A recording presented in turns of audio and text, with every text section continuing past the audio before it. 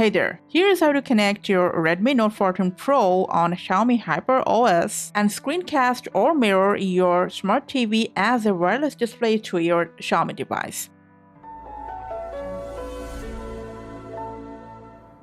Alright, so for that, first make sure both your TV and the Note 14 Pro are connected to the same Wi-Fi network.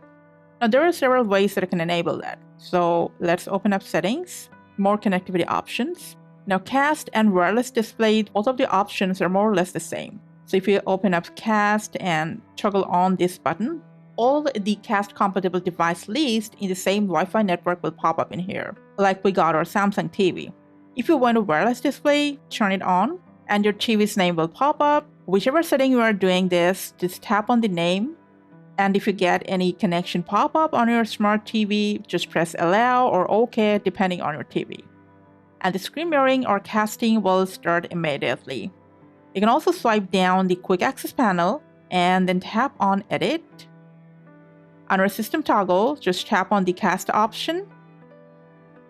Add and then reposition it to your quick access panel. And whenever you want, you can cast your screen from your quick access panel as well.